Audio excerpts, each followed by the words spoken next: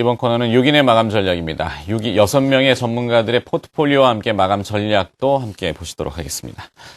먼저 박동기 전문가의 포트폴리오부터 보시겠죠. 세 종목인데요. 오늘은 변동 없이 그냥 유지를 하고 있습니다. 윤종빈 전문가입니다. 변동 없습니다. 김남호 전문가도 두 종목으로 변화 없습니다. 마감 전략 넘어가도록 하죠. 네. 박동기 전문가는 코스닥 중소형주 장세가 지속될 것이다. 이렇게 전망을 주셨고요. 윤종빈 전문가는 1900포인트 지지 확인이 필요하다. 계속해서 관망 전략을 많이 주시고 계시군요.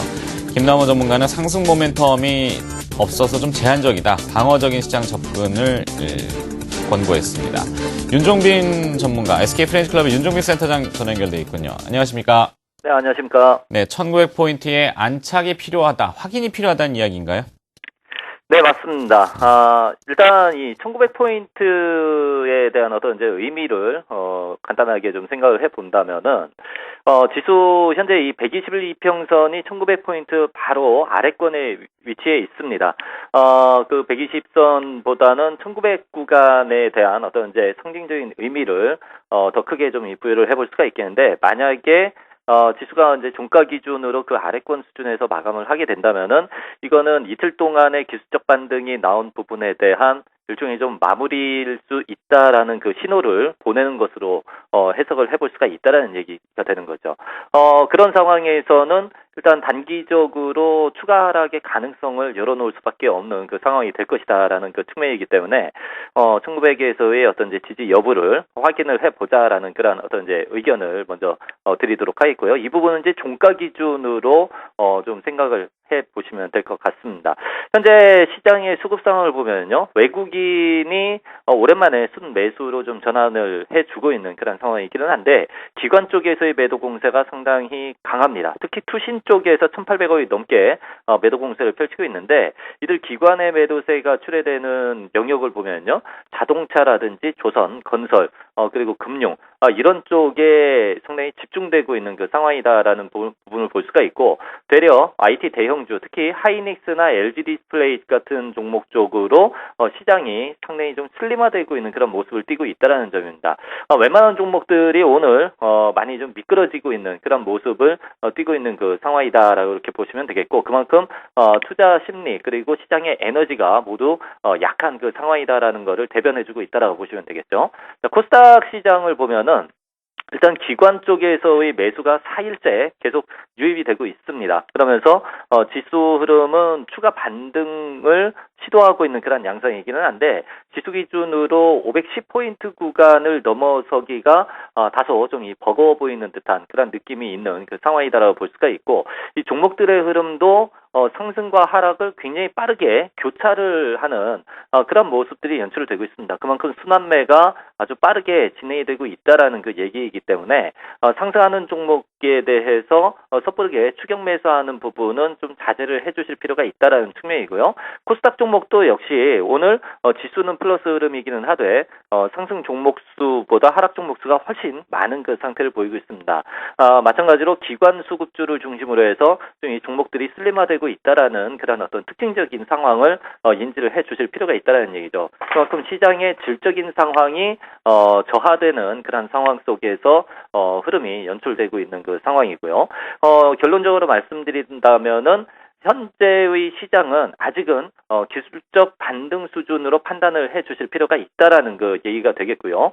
그렇기 때문에 아직까지는 좀 관망을 유지를 하시면서 시장이 방향을 잡을 때까지 좀 기다리시는 그런 전략이 필요하다라는 말씀까지 드리도록 하겠습니다.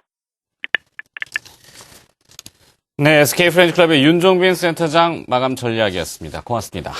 자, 이제 다른 분들의 또 포트폴리오와 마감 전략도 확인해 보도록 합니다. 김춘석 전문가의 포트폴리오 세 종목인데요. SK 하이닉스는 선전하고 있고 나머지 두 종목은 좀 등락이 있군요. 넘어갑니다. 이현상 전문가의 포트폴리오 보시죠. 네 종목인데요. 변화 없이 유지를 하고 있습니다.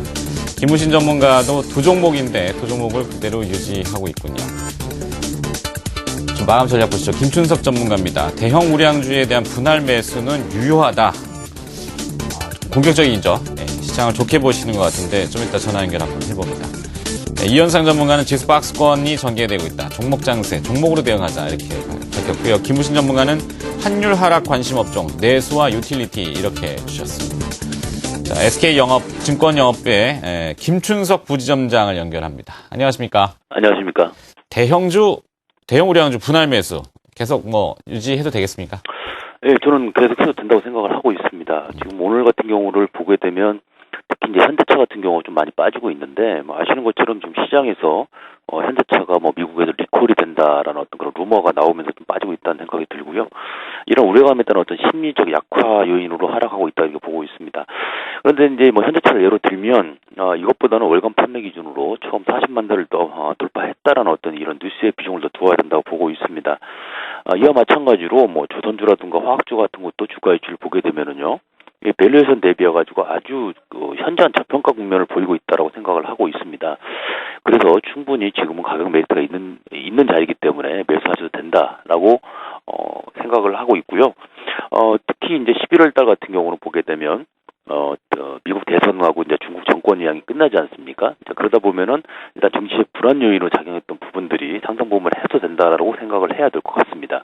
그래서 이제는 하락을 걱정을 해서 몸을 조심하기보다는 오히려 어느 부분, 어느 파트에서 먼저 상승이 나오는가 하는 것을 고민을 해봐야 될 시점이라 생각이 들고요. 그런 관점에서 본다고 치면 지금 현재 대형 우량주들은 대부분 상당히 저평가가 되어 있다고 볼 수 있다고 생각을 합니다. 그래서 그런 쪽을 봐야 될 것 같고요. 물론 시장 자체가 그렇게 만만할 것 같지는 않습니다. 왜냐하면 그동안 10월 달에 외국인들이 한 1조 2천억 정도를 순매도를 했지 않습니까? 그래서 이 외국인들이 돌아오는 부분 자체를 좀 지켜봐야 되겠지만 유럽 쪽 위기도 상당히 해소되는 부분들을 보고 있다고 친다면 결론적으로 다시 외국인 자금은 이머징 시장으로 돌아올 수밖에 없을 것이라는 생각을 합니다. 그래서 가장 먼저 큰 수혜는 우리나라가 될 거라고 생각을 하고 있고요. 그런 관점에서 지금은 너무 한꺼번에 왕창 들어가라는 말씀은 아니지만 꾸준히 대형 우량주 같은 경우는 저점에서 매수를 해서 포트폴리오에 모아놓는 게 좋을 거다라는 생각을 하고 있습니다. 이상입니다. 잘 알겠습니다. SK증권 영업부의 김춘석 부지점장의 마감 전략 들어봤습니다. 고맙습니다. 네, 감사합니다.